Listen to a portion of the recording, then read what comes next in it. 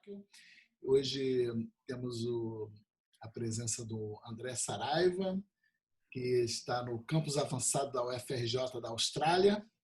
E hoje, então, eu queria convidar a professora Belita Coiler, que é nossa diretora, para apresentar o palestrante.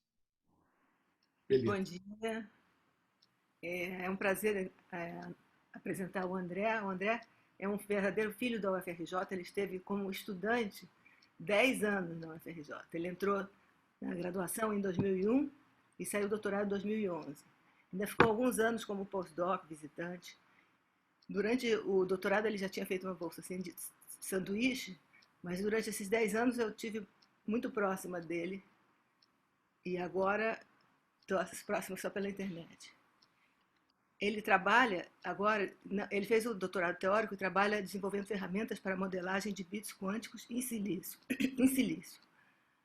Ele realizou 2 pós-doutorados, um na física da UFRJ e um em Wisconsin, nos Estados Unidos.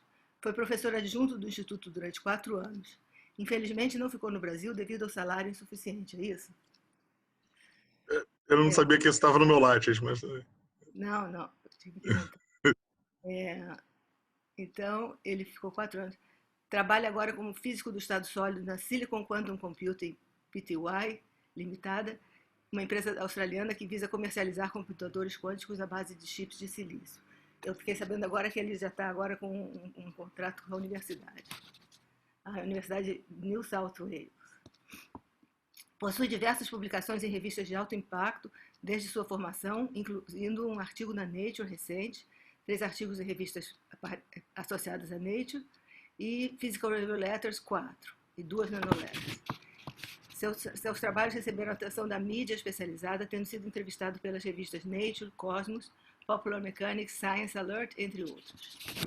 No seu trabalho atual, desenvolve com financiamento industrial dispositivos quânticos utilizando a tecnologia CMOS, que é a tecnologia tradicional.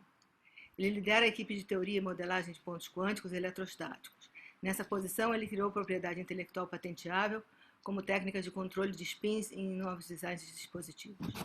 Ele foi ainda convidado a apresentar seus trabalhos em diversos congressos internacionais, incluindo o APS March Meeting, é o maior encontro da APS, e o Encontro Nacional de Física da Matéria Condensada, organizado pela SBF. Last but not least, ele vai dar o nosso colóquio de hoje. Então, André. Obrigado, Belito. Fiquei mexido agora. Na verdade, eu fiquei mexido já desde cedo, quando eu fui convidado para dar esse colóquio, porque o colóquio tem um papel muito importante assim na minha formação. Acho que eu vi cada palestra fantástica aí no IF, né? Agora, infelizmente, tem que ser à distância para mim, porque eu estou do outro lado do mundo, mas também a situação hoje em dia é um pouco diferente. Mas só poder trazer um pouquinho do trabalho que eu estou fazendo aqui na Austrália, e espero que seja uma oportunidade também para a gente discutir um pouquinho sobre as coisas bacanas que tem de física ainda nessa área, que é uma área de desenvolvimento tecnológico e que, obviamente, envolve um nível de investimento que as nações mais ricas acabam tendo uma vantagem. Então, mas o Brasil tem um papel de liderança há muitos anos dentro da informação quântica, computação quântica. Então, eu acho que é uma oportunidade bacana da gente relembrar isso, de que o grande material que realmente falta nas nações ricas, o Brasil tem de sobra, que é cérebro, né? Então, é muito bacana poder ter essa oportunidade de falar um pouquinho do meu trabalho aí. Eu vou começar a dividir aqui minha imagem aqui. Se eu puder só ter a confirmação de que vocês estão vendo bem os meus slides. Sim. Beleza, maravilha. Então, tá bom. Então, basicamente, ainda é 9 de julho. A ideia do trabalho que a gente está fazendo aqui é, em particular, poder fazer computadores quânticos e fabricar qubits aos milhões. Isso que é a parte mais importante. Eu vou explicar exatamente por que isso é importante ao longo da palestra, discutindo alguns dos casos de computadores quânticos que já temos hoje em dia fabricados ao redor do mundo. Então, primeiro, o papo de vendedor, tá? Sobre computador quântico. Bom, na verdade, como ninguém vai comprar computador quântico, acho que o papo de vendedor tem que ser mais dos empregos que existem hoje em dia nesse mercado de computação quântica. E isso nos conta também uma história um pouco dos players que tem na área de computação quântica hoje em dia, né? Então, aqui está uma lista que eu recebo, que é mandada semanalmente, com notícias da área de computação quântica, e tem uma lista de empregos que é incompleta, obviamente, ela não está nem perto de ter todos os empregos que tem ao redor do mundo.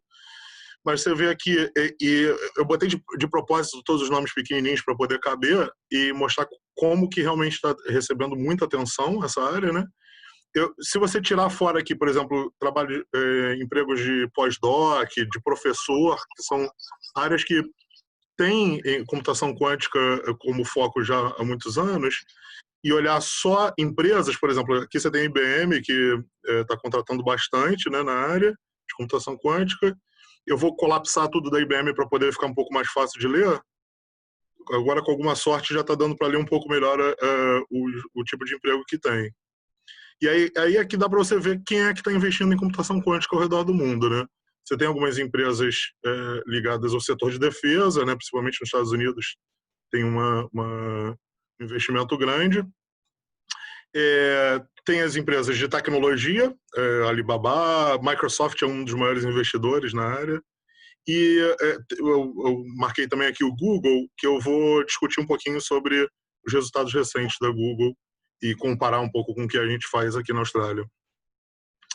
Tem um caso aqui interessante também, na verdade sempre tem aqui nessa lista, dessa vez foi um só, mas sempre tem aqui na lista alguns usuários finais de computador quântico, né? Então aqui nesse caso foi a Bayer, mas sempre tem algum banco ou uma empresa de desenvolvimento de materiais que também tem vagas para cientistas na área. Porque basicamente as empresas estão começando a se interessar em tomar à frente esse tipo de tecnologia e garantir que eles vão se manter líderes quando suas áreas forem afetadas pela computação quântica, né? Isso porque geralmente são áreas que, por exemplo, no caso da Bayer, a ideia é que você, fazendo uma projeção por computador de como desenvolver novas drogas sintéticas, isso é um problema de química. E química é mecânica quântica, né? Então é um problema que é difícil de resolver num computador clássico, tradicional. Então essas aplicações de medicina, ciência de materiais, basicamente se valem da ideia de que um computador quântico é intrinsecamente mais adequado para simular efeitos de mecânica quântica do que um computador clássico. Isso são, digamos assim, até ideias um pouco mais que têm se desenvolvido mais recentemente, mas assim, tradicionalmente existem alguns algoritmos quânticos já bem estudados do ponto de vista teórico, tradicionais, né, como otimização e criptografia, tradicionais de ciência da computação, que também se tornam mais fáceis de resolver num computador quântico. Eu não vou entrar muito no detalhe desse lado da história, senão não sobra tempo de eu contar a parte da fabricação de computadores quânticos. Mas a ideia básica é que essa é a razão pela qual esses players estão entrando no mercado, né? E a ideia básica de um computador quântico, eu vou passar rapidamente, porque eu acho que a maior parte das pessoas já teve alguma exposição a isso em algum momento. Um computador clássico funciona à base de zeros e uns, né, em bits, e tipicamente baseado em tecnologia CMOS, né? São dispositivos eletrônicos que podem passar ou não corrente, e isso representa os zeros e uns, né?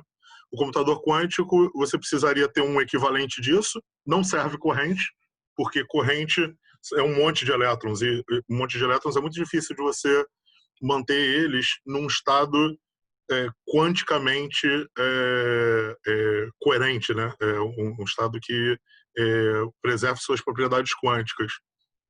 Então, tipicamente se procura algum estado que você tenha alguma partícula que você tenha 2 estados, 0 e 1, ou partícula ou dispositivo, seja lá o que for, e que você consiga criar superposições desses zeros e uns que sobrevivam durante um longo tempo. E aí eu vou discutir mais o que isso significa ao longo da palestra. Mas a ideia básica é que se você tem essa possibilidade de criar superposições de zeros e uns, conforme você aumenta o número de qubits, você começa a ter todas as possíveis combinações de 000, 001, 010 e todas as superposições desses estados. E aí que vem o ganho quântico, né? O fato de que você tem um número de estados que cresce exponencialmente com o número de qubits. Então, é uma continha básica, se você tiver da ordem dos 300 qubits ideais, tá? Qubits perfeitos, você já teria um número de estados comparável com o número de átomos no universo. É claro que a chave aí está na palavra ideal, né? Não existem qubits ideais, né?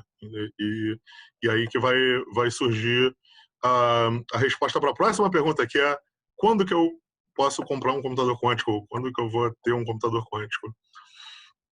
E a resposta para isso é exatamente para que você precisa de um computador quântico, né? Se você quer um computador quântico que é que nem o seu computador clássico, no sentido de que ele resolve qualquer problema que você vá lá, programe e tente resolver nele, eu vou te dizer que vai levar um tempo ainda para você ter um computador desses.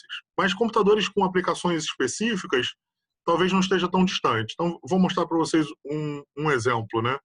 Esse é um exemplo que provavelmente a maior parte de vocês já ouviu falar, e se o João e a Belita não se importarem, se alguém quiser fazer alguma pergunta sobre isso daqui, eu posso tentar responder. Mas a ideia básica é que o Google fez um processador que tem 53 qubits, tá? Eles chamam de Sycamore. E a figura 1 do paper deles é uma foto aqui do dispositivo. Isso aqui é uma barra de 10 milímetros, então um dispositivo não tão pequeno assim. E eles realizaram o que é chamado de supremacia quântica. O que significa supremacia quântica? Supremacia quântica significa simplesmente que existe um problema no mundo que esse processador esse processador simula de forma mais eficiente do que qualquer computador clássico. Tá? Vamos lá, eu vou tentar explicar o que isso significa no contexto desse experimento e se alguém tiver alguma dúvida pode me parar. A ideia básica que eles têm aqui está um mapa, um cartoon, né, dos 53 qubits, e eles ligaram uma interação entre pares de qubits, né, que gera estados emaranhados entre esses qubits. Então, eles podem ligar dessa forma que está mostrado aqui, que eles chamam de padrão A, padrão B, C, coisas do tipo. Tipicamente, gerar várias operações dessa em seguida cria estados complicados de mecânica quântica que tem um forte emaranhamento ou pelo menos correlações quânticas entre os qubits, e que, portanto, é difícil de simular num computador clássico. E é basicamente esse o espírito do experimento. Então, você tem aqui o experimento meio que dividido em duas partes. A parte classicamente verificável, que eles chamam, que é quando eles aplicam esses padrões de acoplamento entre qubits, mas de uma forma cíclica, assim, EFGH, EFGH. Aí a ideia é que se é colocado de uma forma cíclica assim, não é tão difícil de simular num computador clássico. Você consegue dividir isso daqui em blocos e simular no computador clássico. Então, aqui os símbolos são diferentes instâncias dessa série, desse ciclo de padrões como feitos no Sycamore, no computador quântico da Google, e a linha por trás é a simulação no computador clássico, no Summit, que é o maior supercomputador do mundo. E aí você consegue ver que o computador clássico consegue simular numa boa, consegue descrever numa boa o que acontece no computador quântico, os estados gerados, né? eles criaram essa medida, que é uma medida meio que coletiva de quão próximo do estado ideal o estado final tá? E aí depois eles mudam para esse regime de supremacia, que é quando eles deixam de fazer ciclicamente, começam a fazer A, B, C, D, C, D, A, B. Então é uma série que aí já se torna difícil de simular num computador clássico. E aí eles mostram que se eles ativarem todos os 53 qubits e fizerem 20 ciclos desses, você gera um estado que num computador clássico levaria 10 mil anos para... No maior computador clássico do mundo, o Summit, levaria 10 mil anos para simular. Tá? Então, vamos lá. Minha visão pessoal sobre esse experimento. Em primeiro lugar, absolutamente fantástico do ponto de vista de engenharia e de física também, né? Os desafios que foram necessários, que foi necessário vencer para chegar nessa demonstração, é coisa de maluco. É um paper maravilhoso de se ler. Quem é da área de computação quântica vai ver que realmente os caras estão investindo pesado e a equipe é de primeira, né? Mas, por outro lado, ela ressalta, e a Google é absolutamente aberta com relação a isso, ressalta alguns problemas graves, né? Primeiro é que esse processador, o problema que ele resolve mais eficientemente do que o computador clássico é simular ele mesmo, né? Você vê que o que foi difícil para o computador clássico fazer foi simular o estado quântico coletivo dos qubits. Então, não quer dizer muita coisa, né? Não é um problema muito útil para a humanidade. Ninguém vai comprar um computador quântico que a única coisa que ele faz é simular ele mesmo. Isso talvez não seja nem, na verdade, o problema mais grave. O problema mais grave é que, se você for olhar aqui, esse gráfico aqui, o eixo Y dele, como eu falei, é uma espécie de uma fidelidade, que significa que se o computador quântico deles fosse perfeito, você faz várias operações e o estado final é sempre o mesmo. Ou seja, você deveria ter uma fidelidade igual a 1 aqui em cima. E você vê que quando você está no regime de supremacia quântica, você já está chegando aqui em 10 a menos 3. Ou seja, se você repetir 1000 vezes o mesmo experimento, só 2 vezes o experimento ocorre de forma ideal. As outras 998, no meio do caminho vai acontecer algum erro que te impediu de fazer a computação de forma ideal. Isso é natural de um computador quântico, porque o computador quântico tenta sustentar a propriedade quântica dos qubits, né, a coerência dos qubits, sendo que o mundo naturalmente tende a destruir essa propriedade quântica, né? Colapsar a função de onda, digamos assim. Então é natural que, se você não fizer nada a respeito, quanto mais tempo você rodar um programa no computador quântico, mais você está se abrindo para erro, né? Então, o que você precisa, basicamente, é de correção quântica de erro, que esse processador não tem. E aí eu vou explicar para vocês qual é a dificuldade de da correção quântica de erro, pelo menos de forma assim, bem básica.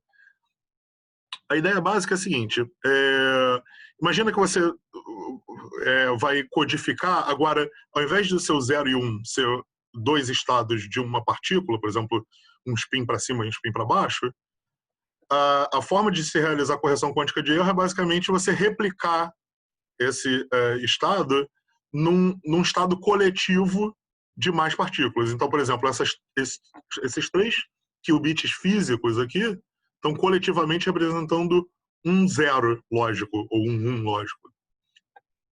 De modo que, se acontecer algum problema aqui e um desses qubits físicos apresentar um defeito, você consegue comparar ele com os vizinhos e pensar, a maioria está apontando para cima, só esse daqui que está apontando para baixo.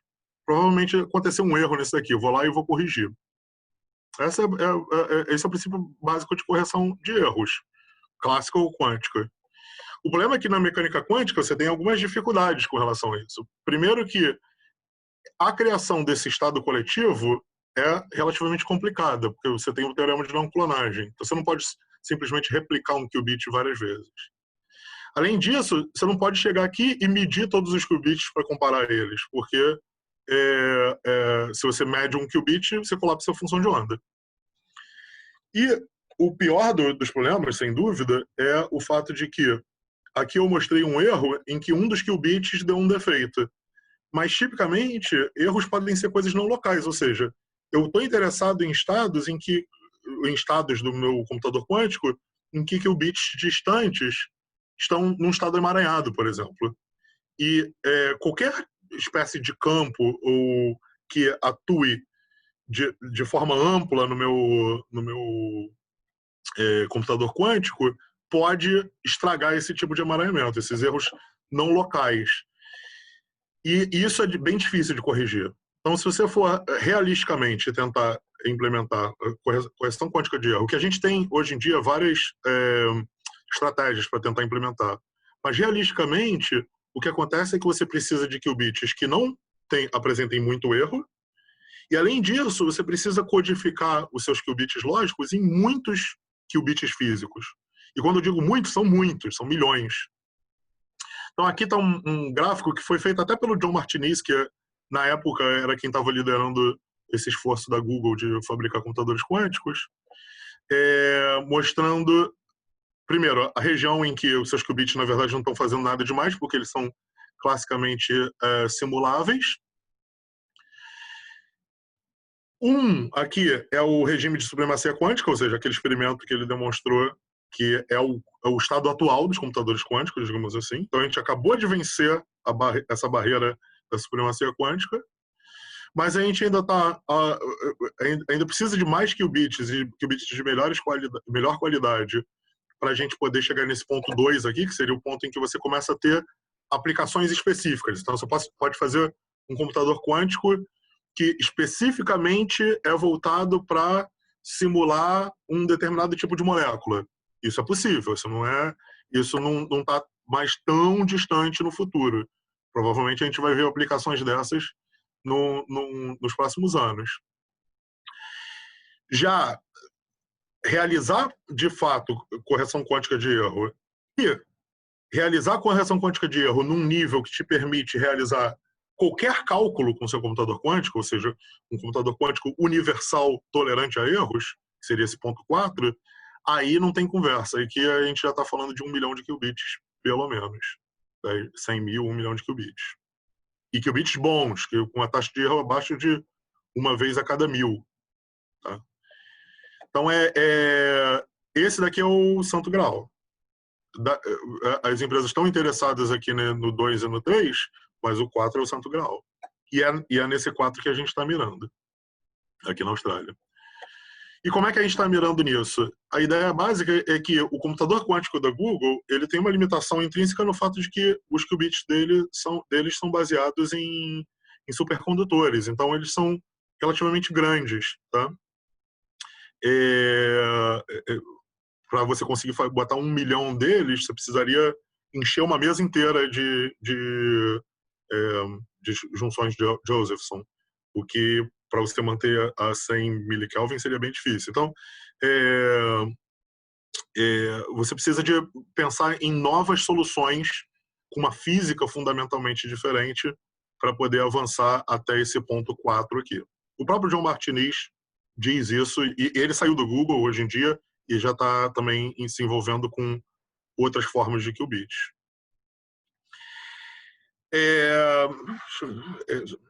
Alguém tem alguma questão sobre essa parte? Assim, que agora eu vou entrar na parte do tipo de computador quântico já específico daqui. Bom, então vou seguir. Só ver aqui se a carinha de vocês está tudo bem, né? Então, com relação ao tipo de tecnologia que a gente usa aqui, que é baseado em silício.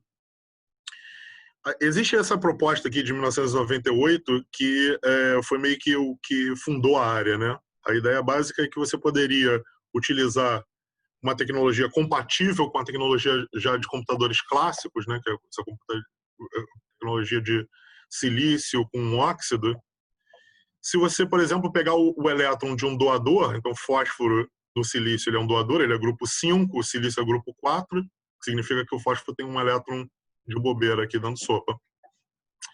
E esse elétron extra você pode usar o spin dele como zeros e uns lógicos. A grande vantagem desse esquema sendo que a tecnologia de silício realmente é muito avançada do ponto de vista de fabricação. Tem algumas vantagens do ponto de vista quântico também, né? O silício ele funciona como se fosse um vácuo para o spin, porque ele não tem nenhuma resposta magnética. Até o núcleo do silício não tem spin, na maior parte, né? O silício 28, que é o mais abundante, não tem spin. Mas certamente o apelo maior é o fato de que a gente tem técnicas de fabricação muito avançadas, né, na indústria. E isso possivelmente permitiria chegar a essa faixa aí de 1 milhão de qubits funcionando de forma coerente. Então, essa que é a ideia do que a gente explora aqui. Esse exemplo particular, que são das impurezas, não é exatamente com isso que o meu grupo trabalha, mas é uma área muito forte de pesquisa dentro do meu centro de pesquisa aqui da Austrália. Tá? E um dos maiores problemas que eles enfrentam e tentam superar foi um problema que a Belita teve um papel muito importante na identificação já em 2002 aqui, já quase 20 anos que tem esse paper, que é o fato de que você conseguir fazer 1 qubit com 1 elétron numa impureza de fósforo é extremamente desafiador, né? Você está falando aí de um qubit cujo tamanho é da ordem de 1 nanômetro, 2 nanômetros, mas não é onde o maior desafio está. O maior desafio está na hora de você tentar fazer 2 qubits desses se comunicarem. É claro que para a computação quântica você precisa de emaranhamento, é o ingrediente principal. Então fazer 2 qubits interagirem um com o outro seria muito importante. O problema é que, diferente de elétrons no vácuo, o elétron no silício ele tem esse caráter ondulatório um pouco curioso, de maneira que se você colocar 2 doadores um do lado do outro, você vai ter interferência entre as funções de onda e o acoplamento de troca, né, que é o acoplamento típico entre spins, se torna oscilatório com a distância entre doadores. Então você precisa ter muita precisão para chegar aqui e colocar certinho 2 doadores a uma distância específica, e se você errar um átomo para o lado, você está lascado, já está indo para um acoplamento de troca próximo de zero. Então seria um link quebrado. E você precisa acertar essa distância para todo par de doadores. Então é uma questão muito desafiadora, certamente está fora das capacidades de fabricação da indústria moderna. Recentemente teve um sucesso aqui no grupo, no centro, no grupo da Michelle Simmons. Ela desenvolveu uma tecnologia, vem desenvolvendo também uns 20 anos, uma tecnologia de posicionamento de impurezas que chega bem próximo desse nível de precisão atômica. Tá?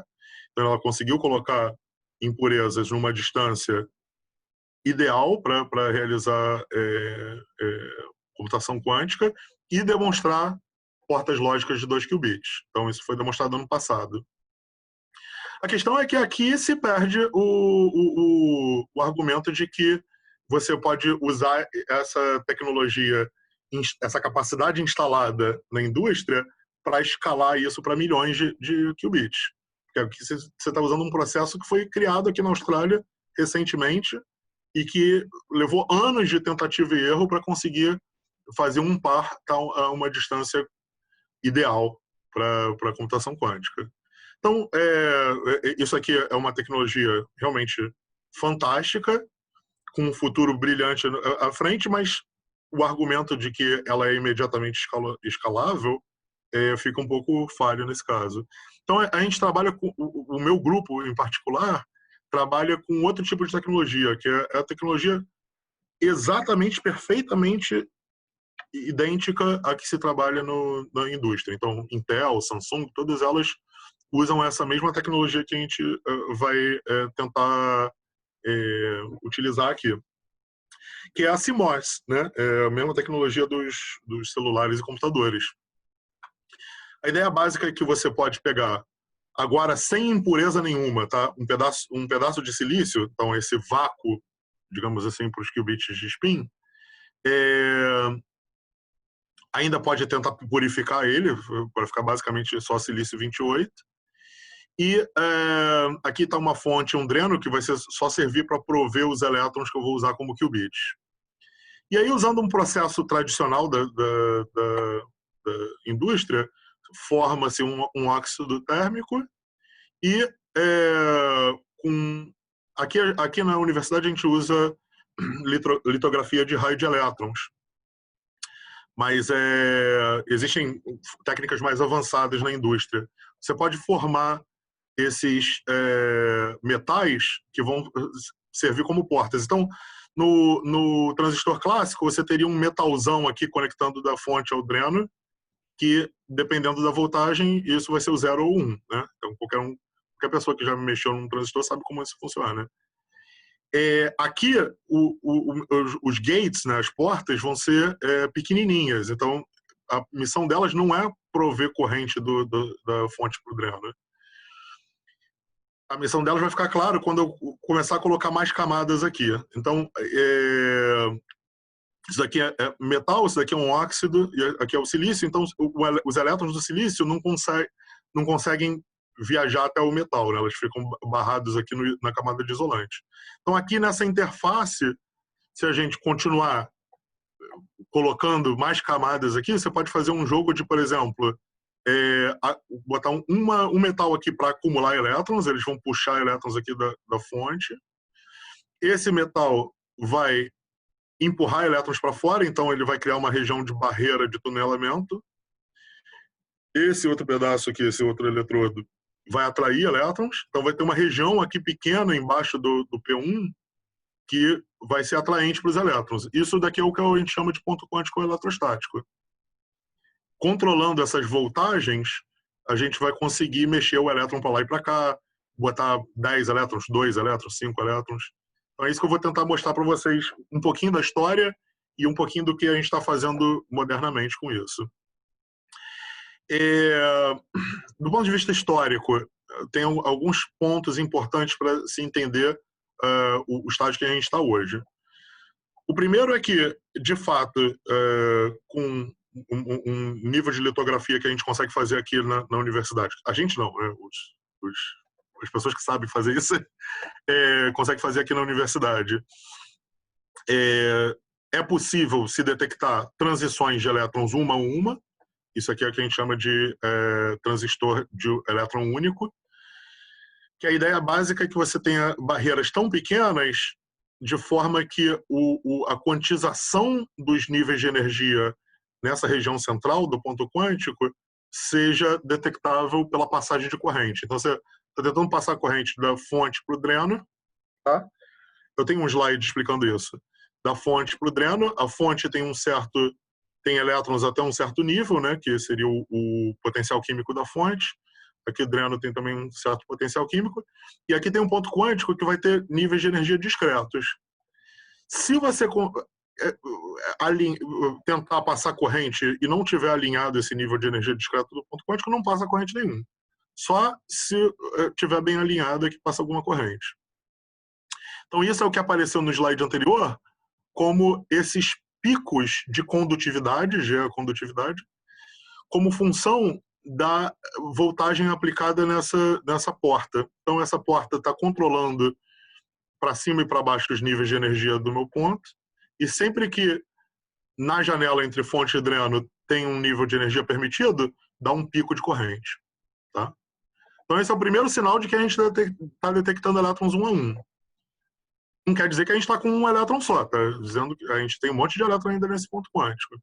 Então o próximo passo é tentar usar essa sensibilidade que a corrente tem ao nível de energia do ponto quântico para detectar movimentos de elétrons no nosso dispositivo. Então esse é o ponto-chave na detecção de um único elétron, quando você está tentando detectar um único elétron.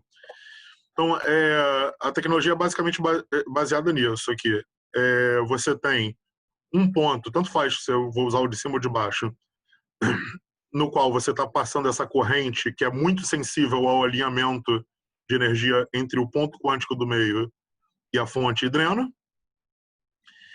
E você tem um outro ponto quântico aqui que você pode tentar colocar mais ou menos elétrons dentro dele. Toda vez que mudar o número de elétrons nesse ponto quântico, vai mudar os campos elétricos sentidos pelo ponto quântico de baixo. Tá? Então, um interage com o outro. E essa alteração é facilmente detectada medindo a corrente que passou aqui.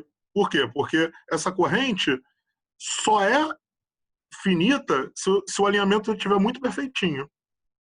Então, medindo a corrente no ponto quântico de baixo, você consegue detectar o número de elétrons do ponto quântico de cima. Então, é um sensoriamento de carga remoto. Tá? E aí você vai contando, ó, uma transição, outra. Tem uma hora que acabou, não tem mais transição nenhuma. O último elétron foi descarregado e você está sem elétron nenhum mais no seu ponto quântico. Então, você consegue aqui... Oi? Você não está botando a data para dar uma ideia do progresso histórico. A data dos... 2011, está aqui. Não está aparecendo aí, não? Não. É 2011, está aqui embaixo. Não está aparecendo. Tem uma questão de redimensionamento da janela. Eu estava com um problema aqui, eu não estava vendo a parte de baixo do slide. Não é um problema seu.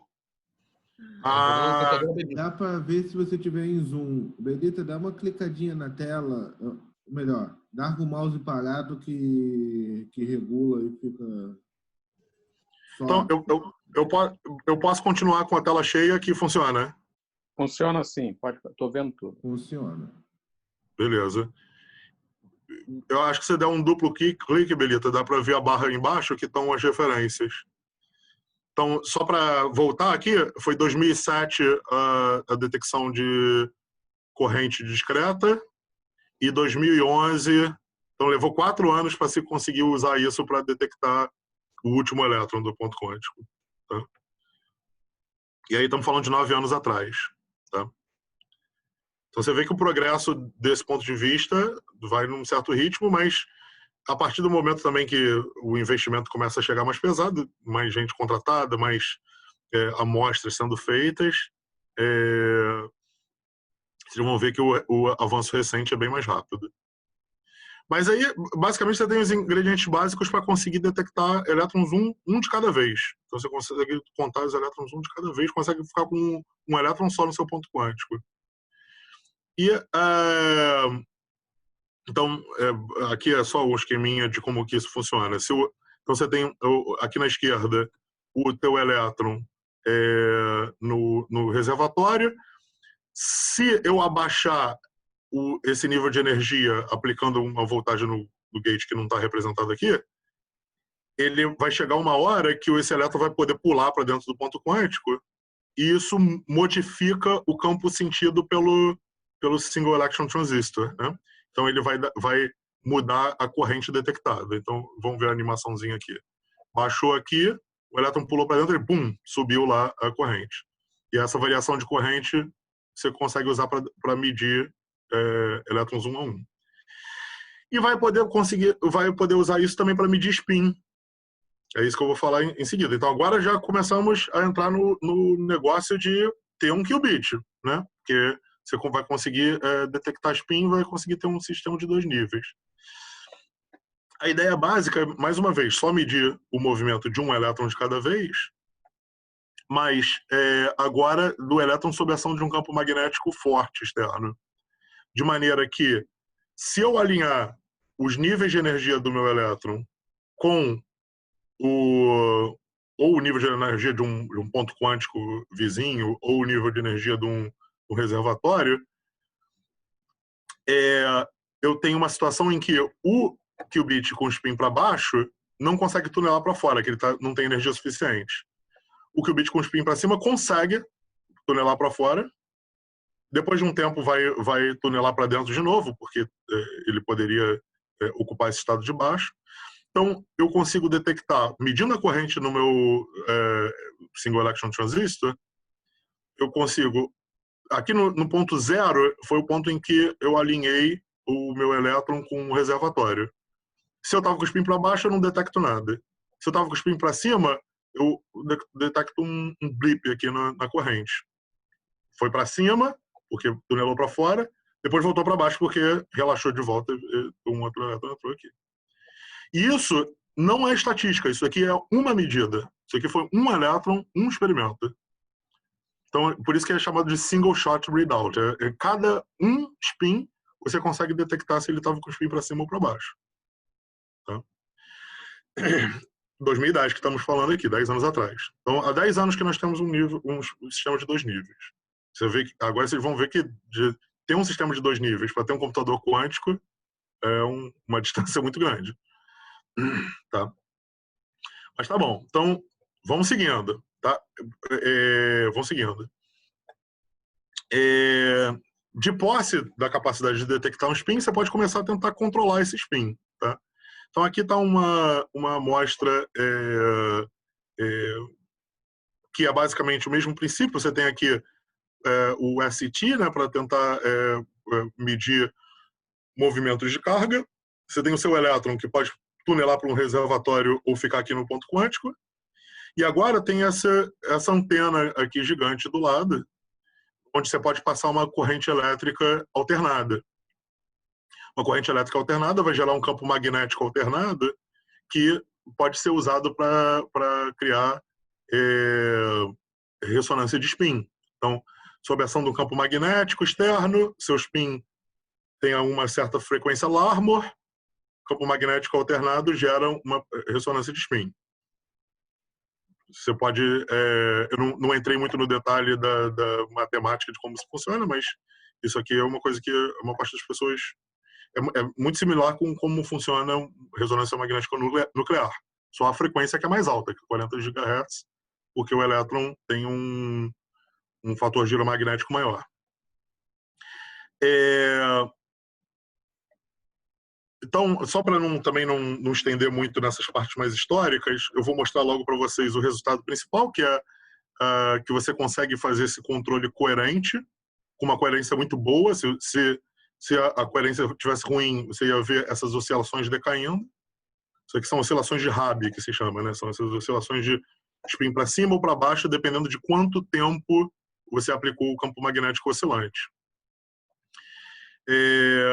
Dá para observar também o nível de qualidade do qubit olhando isso aqui que a gente chama de padrão Chevron, né? Que nem a marca Chevron, né?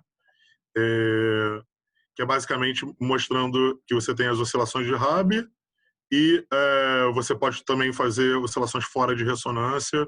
Então um nível de controle alto que você tem do spin. Na verdade, você pode, controlando a fase também do campo magnético oscilatório, você consegue gerar qualquer rotação do spin.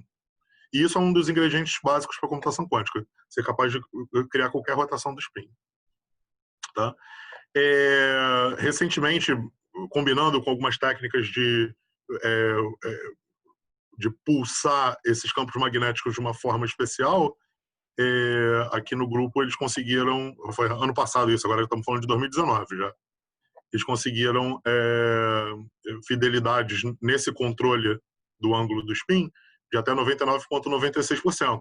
O que é bom, porque 99,96% já está naquela faixa que eu mostrei no início da apresentação de computadores que podem um dia chegar a fazer correção quântica de erro. E aí aqui está uma comparação, por exemplo, esse qubit é o losango aqui, e comparado com os qubits da IBM, que são esses amarelinhos, do Google é esse azul, e o melhor do mundo é o do Innsbruck, que aí já usa outra tecnologia. Então, IBM e Google usam qubits supercondutores, que é aqueles que eu falei que são maiores íons. Innsbruck usa armadilhas de íons, que são os mais altamente controláveis que se tem hoje em dia, que é esse quadradinho. E a gente não está tão bem quanto Innsbruck, também não está tão bem quanto o melhor da IBM, mas estamos chegando lá, né? O tempo de investimento que se tem nessas tecnologias é muito maior, e a nossa perspectiva é que a gente talvez tenha taxas de erro não tão maravilhosas que nem das armadilhas de íons, mas a gente vai conseguir fazer milhões de qubits usando a tecnologia industrial, né? Da mesma forma, você pode gerar portas de 2 qubits controlando a interação entre dois spins, fazendo eles se enxergarem mais ou menos, meio que massageando a função de onda deles usando esses campos elétricos nas portas. Você tem um monte de portas, um monte de eletrodos, né? Um monte de gates. Você pode fazer esses elétrons se enxergarem mais ou menos e, com isso, realizar portas de 2 qubits. Aqui a gente está falando aí de uns 98% mais ou menos de fidelidade, que não é tão bom, mas a gente está trabalhando nisso, em melhorar esse número. Já em breve vamos bater esse número certamente aqui. Mas ano passado a gente ainda estava aí limitado a 98%. Essa é uma amostra que ainda está no refrigerador agora. Vamos lá. Então, chegamos na atualidade, tá? Tudo isso aqui foi o que meio que colocou o grupo aqui numa posição de relativa liderança, né? Não são muitos grupos no mundo que têm essa capacidade de realizar um conjunto completo de portas lógicas. Mas ainda estamos falando de 2 qubits só. Então, a gente ainda tem que escalar esse sistema. E aí vem a parte que eu tenho um pouquinho mais de participação, né? Depois que eu cheguei aqui. Então, é a parte finalzinha aí dessa apresentação. Que é o que eu vou chamar de além das vacas esféricas, né? Quando você... Tudo bem, a gente demonstrou 1 e 2 qubits, mas demonstrar 1 e 2 qubits é o suficiente para você dizer que você tem um sistema escalável, universal, que vai funcionar. Na verdade, existem vários outros desafios em se escalar um computador quântico que não aparecem com 1 ou 2 qubits. Um deles é a desordem, né? A realidade é que para a gente encontrar um dispositivo que funcione bem, a gente testa 10. E não dá para ser assim se você quiser um computador quântico de grande escala. Tem uma frase famosa do Pauli que é que ninguém deveria trabalhar com semicondutores, que eles são uma sujeirada danada. E, de fato, os semicondutores melhoraram muito desde a época do Pauli, obviamente, mas eles são uma sujeirada danada, né? Se eu for olhar um transistor clássico, ele é uma sujeirada danada. Ele só funciona bem porque a gente está tentando passar uma corrente com muitos elétrons. E todos esses defeitinhos, impurezas, imperfeições do óxido, elas acabam sendo blindadas, né? Tem um screening dos primeiros elétrons que entram aqui no transistor, e o resto da corrente consegue passar batido. Então, se você for ver a diferença de desordem de um transistor que funciona para um transistor quebrado, não é muito, visualmente não é muita diferença. Você vê que o transistor dos que funcionam já é bem defeituoso, e se eu quisesse botar um elétron só aqui, eu ia ter problema. Eu só funciona porque funciona com muitos elétrons. E isso o estado da arte, tá? São os transistores do jeito que se trabalha hoje em dia. Eles se valem muito desse efeito de screening. Então, um dos trabalhos que a gente realizou aqui é tentar fazer uma coisa equivalente para os qubits. A ideia básica é que, imagina que, se você pensar em átomos, né, na tabela periódica, um elétron, que é o caso do hidrogênio, tem um comportamento químico muito parecido com você ter 3 elétrons ou 11 elétrons, porque você forma camadas fechadas, né? Então, a ideia básica é que uma camada fechada funciona como se fosse um atomão monovalente, né? Equivalente. Então, a ideia, dá para fazer alguma coisa parecida com esses átomos bidimensionais de silício?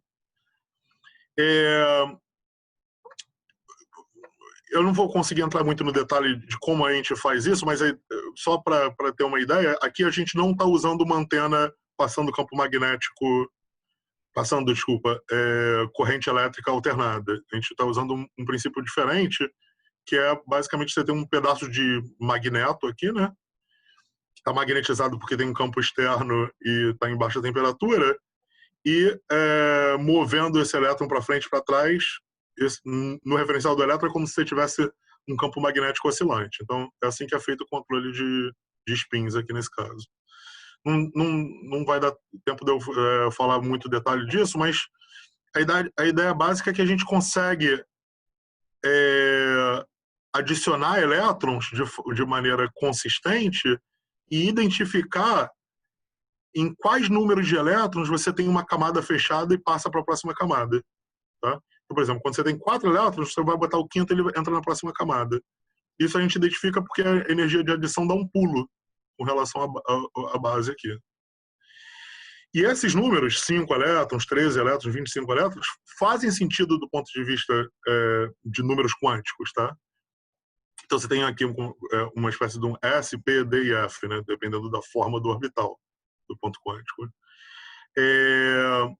Também não vai dar para eu explicar em muito detalhe essa questão da magnetoespectroscopia, mas você pode confirmar qual é o estado de spin desses elétrons, medindo basicamente como que a energia deles se altera com a aplicação de um campo magnético.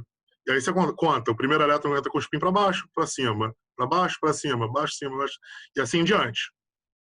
Tá?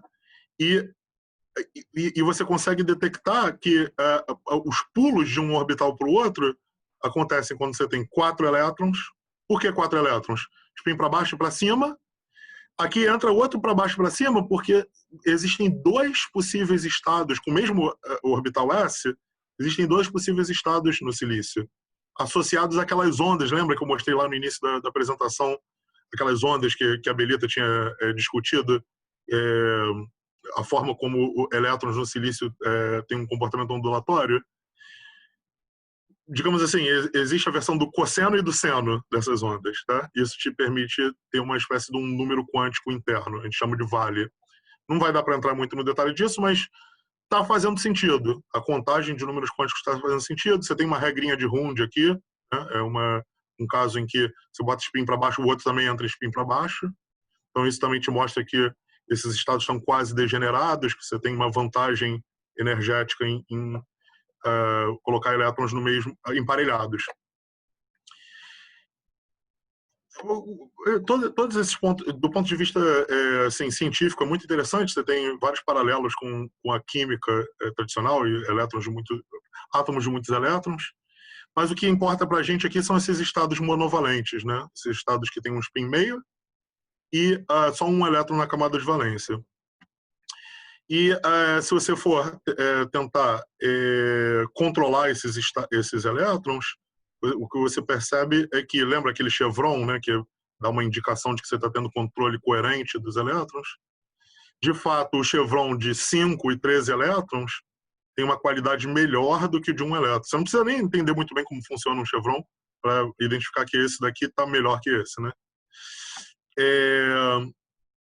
Não dá para eu aprofundar muito mais, mas esse é um comportamento super rico e que abre novas possibilidades de controle, inicialização e leitura de qubits. E a gente continua explorando. A gente vai sair agora, essa semana, um trabalho demonstrando 2 qubits nesse sistema de muitos elétrons. Eu também não vou ter tempo de descrever muito em detalhe essa parte do randomized benchmarking, porque eu queria mencionar rapidamente a outra vaca esférica, digamos assim, né, que seria a parte de resfriamento. Quanto mais qubits você tem, mais sujeito a aquecimento o seu processador vai ser, e obviamente aquecimento não é uma boa ideia para computadores quânticos. O que a gente mostrou é que, então, aqui está uma representação do nível de controle no chip que você vai precisar, e esse controle eletrônico vai, obviamente, causar um aquecimento muito grande do seu dispositivo. E o problema é que a potência de resfriamento de um refrigerador de diluição é muito baixa. Então, você não pode gerar muito aquecimento, senão rapidamente a temperatura do seu qubit aumenta. Por outro lado, se você tiver qubits que podem operar numa temperatura um pouco maior, você consegue ganhar um fator de pelo menos 10 mil aí na potência de resfriamento. Aqui você está com 10 miliwatts, enquanto aqui você tinha no máximo uns 100 microwatts. Então, um fator de 100 ou 1000, né? Na potência dissipada que você consegue resfriar. Então, operar um qubit a um Kelvin meio é muita coisa. Apesar de ser uma temperatura muito baixa, você ganha muito na sua capacidade de controle do qubit. Então, mais uma vez, ficou longo aqui a apresentação. Então, eu não vou ter como explicar em detalhes exatamente os truques que a gente usou, mas a ideia básica é que a gente consegue, de fato, operar qubits em alta temperatura e, em particular, a gente consegue até temperaturas maiores do que a separação Zeeman, ou seja, a energia de quantização do seu qubit. A separação energética entre 0 e 1 é menor do que o KBT. Tá? Se alguém tiver uma dúvida sobre isso, a gente pode conversar um pouco mais. Eu queria rapidamente, só flash aqui, que a nova era basicamente são dispositivos feitos em foundries, né, em fundições, Intel, essas grandes fundições. Um fato desafiador é que eles usam processos muito mais complexos que levam a transistores com geometrias muito mais complicadas. A gente tem uma parceria aqui com a LET, na França, que fabrica transistores para computação quântica. Já começou alguns anos atrás. Isso aqui é a gente numa visita lá. Eu desafio a vocês a tentar identificar qual deles sou eu. É meio fácil, né? E eu não vou conseguir mostrar muitos detalhes, mas a ideia básica é que a gente já demonstrou esse estágio de controle até ficar com um elétron só. O que a gente está com dificuldade é que os traços, né, desses dispositivos são um pouco grandes demais, então os elétrons não estão tunelando muito bem de um ponto para o outro. Isso aqui está demonstrado experimentalmente.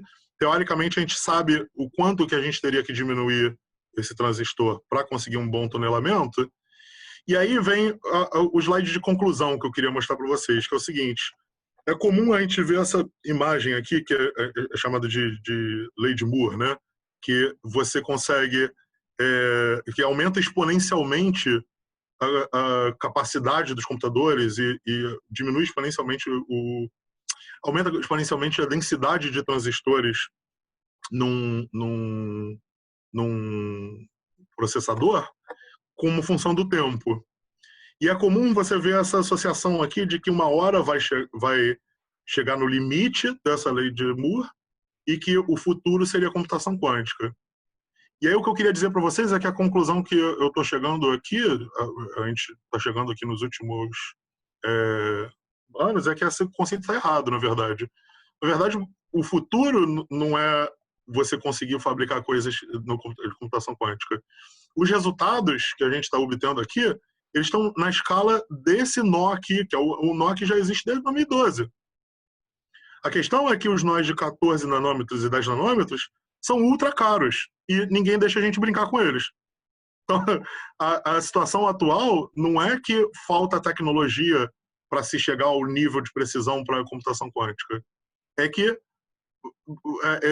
falta o nível de investimento. Então, apesar do nível de investimento ter aumentado muito, o pulo daqui para cá é o pulo de 10 milhões para 100 milhões, o 1 bilhão. Então, realmente se torna uma escala muito maior e que se torna cada vez mais difícil você competir sem fazer parcerias com essas grandes fábricas. Então, enquanto isso, a gente vai publicando aí alguns papers, vai matando alguns probleminhas de física que aparecem nesses sistemas, cozinhando as vacas esféricas, digamos assim. E deixa eu aproveitar o último slide aqui só para fazer propaganda de que estamos contratando e se informem os alunos sobre o Sydney Quantum Academy. Sydney Quantum Academy, que é uma aliança muito legal entre as universidades aqui de Sydney que tem pesquisa em computação quântica. E a gente está sempre interessado em pessoas com novas ideias e com energia para entrar nesse mercado aí. Valeu. Obrigado, André, por essa ótima apresentação. Agora podemos ter algumas perguntas. Só quem quiser fazer alguma pergunta, levanta a mão ou fala aí direto. Rodrigo, pode começar. Oi, André, parabéns aí, muito bom. André, eu tenho duas perguntas, na verdade, relacionadas ao mesmo assunto, que é esse poço de potencial do seu Quantum Dot, né? Eu imagino até que vocês possam fazer algumas aproximações, usualmente supor que ele é parabólico ou coisa assim.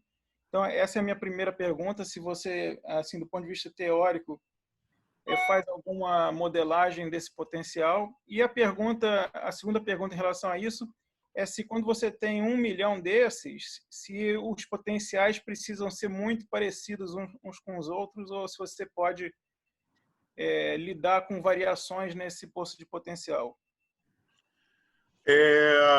Legal. A segunda pergunta é difícil.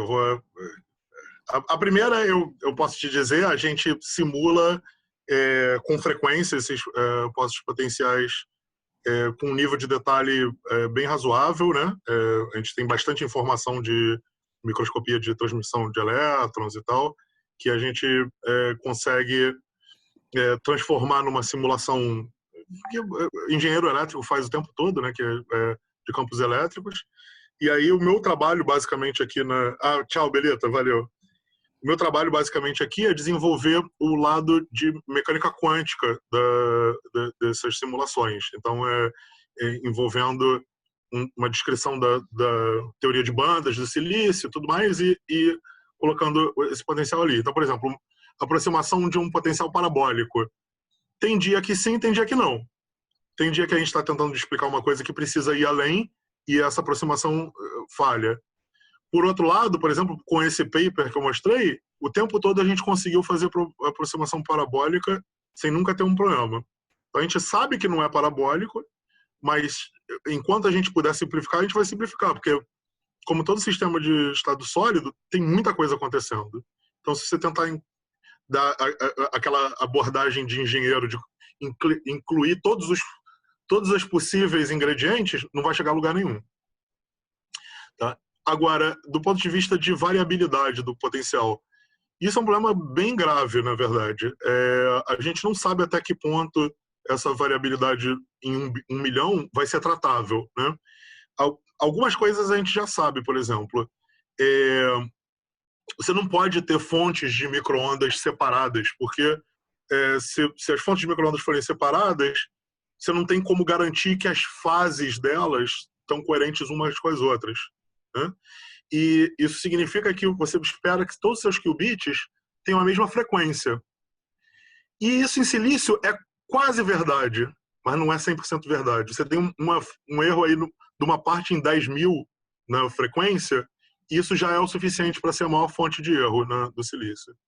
E isso vem de efeito de spin-órbita, que é uma coisa que quem trabalha com silício nunca esperaria cruzar com spin-órbita na vida. Porque é um material leve, né? Para quem não sabe, em matéria condensada, a spin-órbita começa a aparecer mais para baixo na tabela periódica, no bismuto, materiais pesados.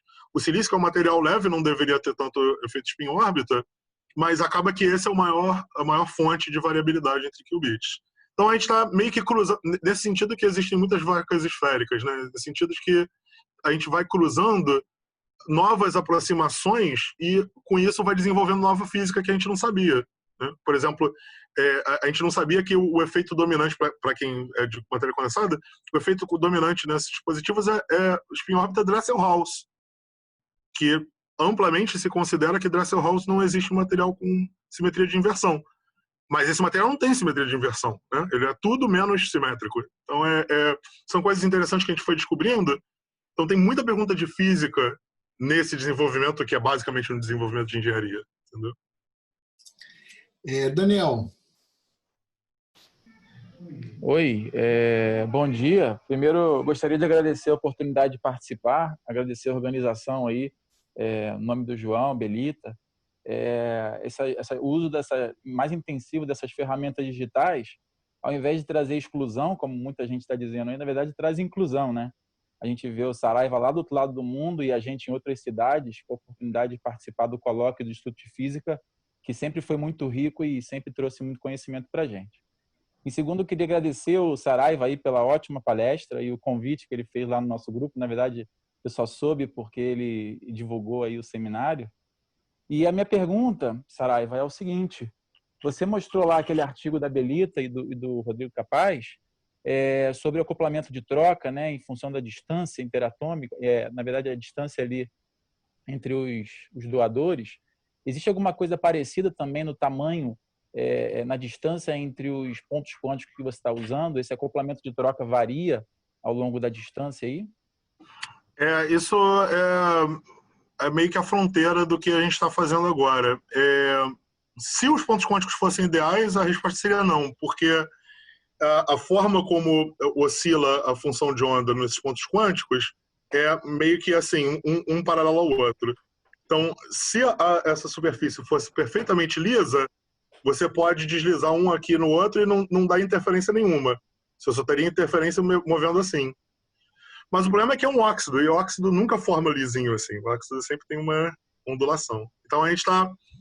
Essa é a fronteira. A gente está, no momento, estudando exatamente qual o nível de impacto que esse movimento lateral da função de onda tem no acoplamento de troca.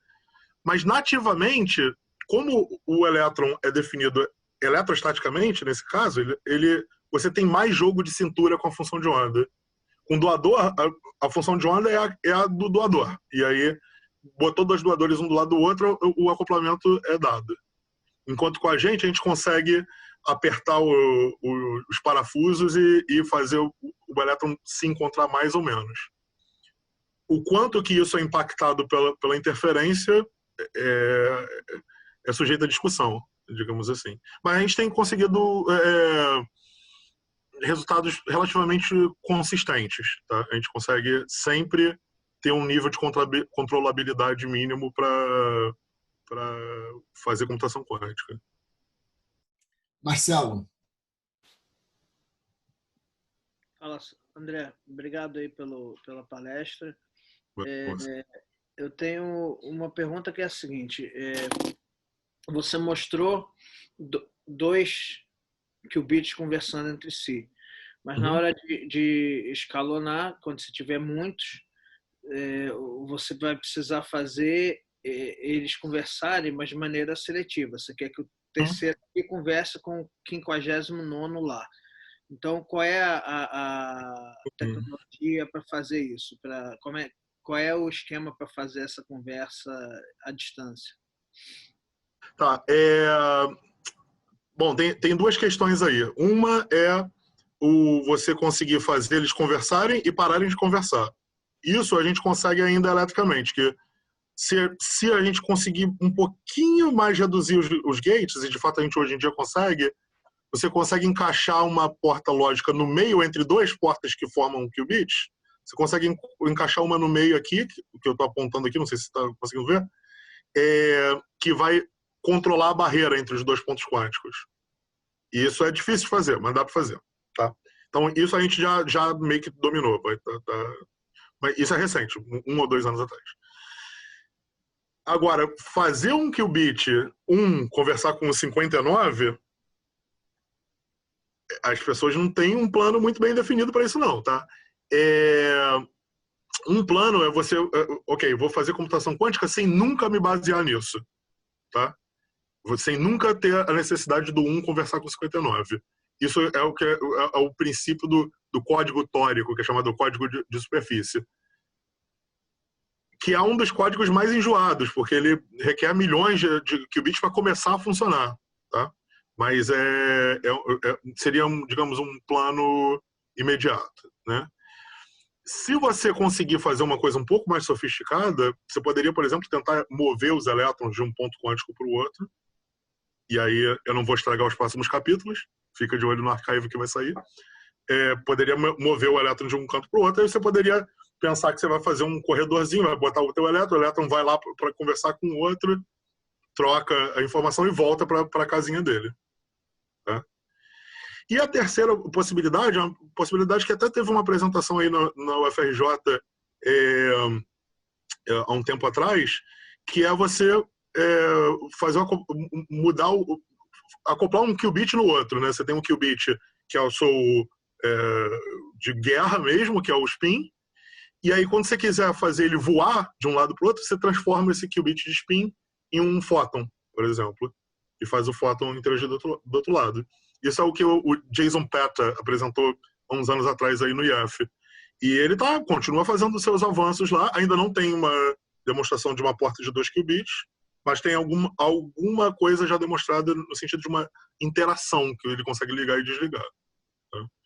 Mas eu diria assim que essa no meu ponto de vista, é aí que está a maior margem para ideias patenteáveis na área e aí que está a maior margem para breakthrough. Quem tiver a grande sacada que faça funcionar bem essa interação de longa distância vai sair na frente. Eu tenho uma outra. Posso, João? Vai lá. Rapidinho. É só que a ideia do elétron da última camada, né? Uhum. É bacana. Agora, o potencial vai ficando mais raso, né? Isso não aumenta a suscetibilidade a flutuações e coisas desse tipo? Na verdade, o que acontece? Para poder caber mais elétrons, está sempre em... Bom, faltou uma informação importante aqui, que é o seguinte, a gente trabalha nesse regime que a gente chama de... O nosso grupo é o primeiro que começou a trabalhar com isso, está sendo bem legal, está ajudando bastante, que a gente chama de spin isolado, não sei se está dando para ver aqui, de elétrons isolados, ou seja, depois que a gente coloca todos os elétrons dentro do sistema, a gente fecha a porteira, liga essa barreira aqui alta e nunca mais troca elétron com reservatório. Então esses elétrons ficam ali isoladinhos. Então não interessa se você bota mais raso, mais fundo, ele não consegue mais se comunicar com ninguém, só um com o outro. Então isso é uma grande vantagem que teve e que foi o que permitiu essa temperatura mais alta de operação. Agora, com relação a ele ser mais frágil às imperfeições e ao ruído, na verdade o que a gente observou é o contrário, porque apesar de realmente o elétron ser maior, e aí você pode imaginar que o elétron maior ele está vendo mais sujeira ali, ele tem por trás dele uma nuvem de elétrons inerte, que apesar de inerte tem uma certa flexibilidade que pode, pelo menos a parte da desordem que não é temporalmente variante, que é constante, essa nuvem consegue ir lá e satisfazer essa... Então ele faz esse papel de screening, né? E o último elétron consegue ver um ponto quântico meio que tipo um efeito Zamboni, né? Tipo, ele já pega o campo já mais nivelado. Entendeu? Isso é o que a gente está construindo na nossa cabeça, baseado nos dados. Até onde essa explicação vale, a gente começou agora, né? Então, ao que tudo indica, isso faz sentido. Isso é uma coisa que já tinha sido prevista, teoricamente, tem uns 19, 20 anos atrás. Teoricamente, já tinha sido previsto que isso seria um fato. Miguel, para a última pergunta. Oi, André. Oi, Miguel. Tudo bem?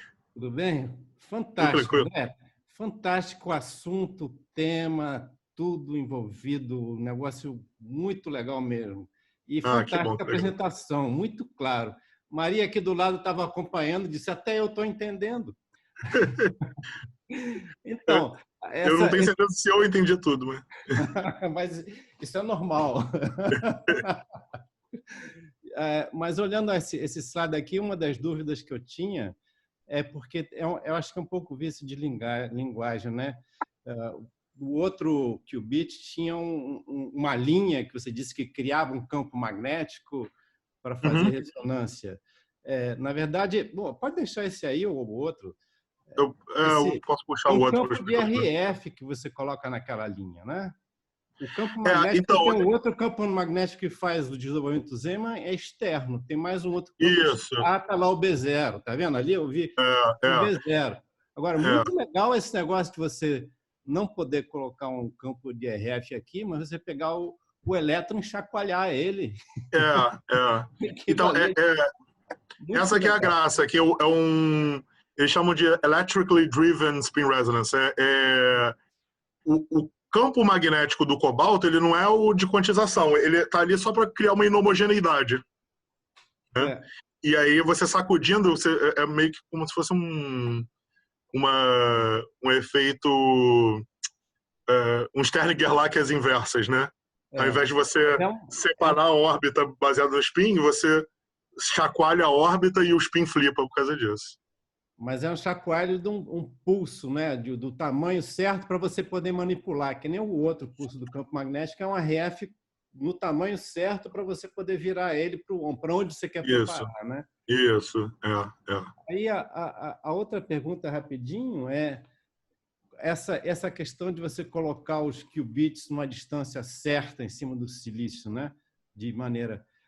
ninguém pensou de usar como matéria inicial de como fazer, ou alguma coisa híbrida, de botar moléculas que são magnéticas, digamos, dímeros ou até trímeros, tem cadeias, você pode colocar onde é que você tem regularmente, você sabe a distância, sabe naquela distância a interação é ferro. E aí você bota lá, queima o resto, o spin fica lá, ou trabalha híbrido com ele. Tem. Se pensou assim, com certeza. Tem gente fazendo isso. Primeiro teve muito em ressonância magnética nuclear, né? Que é um campo que é mais avançado nesse sentido de controle coerente. Teve muito avanço logo no início das primeiras propostas de computação quântica, então ano 2000 mais ou menos, um camarada chamado Lieven van der Sijpen, que hoje em dia é o nosso maior competidor aqui. Ele migrou para o silício. Tchau, Kodama, valeu, obrigadão, Kodama. Ele é o nosso maior competidor, ele migrou para o silício. Ele trabalha com silício, ele trabalha em parceria com a Intel, então ele é um competidor bem enjoadinho, né? Mas tem gente trabalhando também com ressonância de elétron nessas moléculas. E um exemplo forte é no CBPF, o Ivan Oliveira, ele trabalha exatamente com isso. Eu diria que, digamos assim, por que não é listado ali entre as propostas mais industrialmente procuradas? É a falta de uma clareza de um caminho de escalabilidade. Então, eu acho que o Ivan está trabalhando num tema muito legal, que é tentar fazer isso com cristais moleculares. Aí é legal, porque você consegue imaginar que se você conseguir um bom acoplamento, isso se estende. Mas uma molécula só, você vai conseguir, no máximo, uns 10 qubits, não sei quantos elétrons você vai controlar de forma coerente, de forma útil, né, digamos assim, numa molécula. São uns 10 qubits, que é o que de fato foi demonstrado já com essas moléculas de NMR. Então, eu acho que o futuro, nesse caso, é um futuro do ponto de vista de materiais mesmo, de tentar fazer um bom cristal molecular para essa ideia colar. Por enquanto, os cristais moleculares ainda não estão no nível que...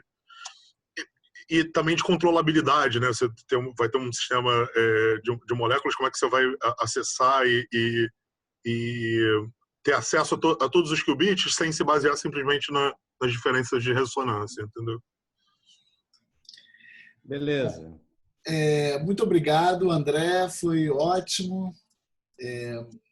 Agora desejamos a você uma noite tranquila de sono. Eu vou pegar meu carro e vou para casa. Isso aí. Então, valeu, até a próxima, pessoal. Valeu, João. Obrigadão aí, obrigadão, pessoal. Foi um prazer. Valeu.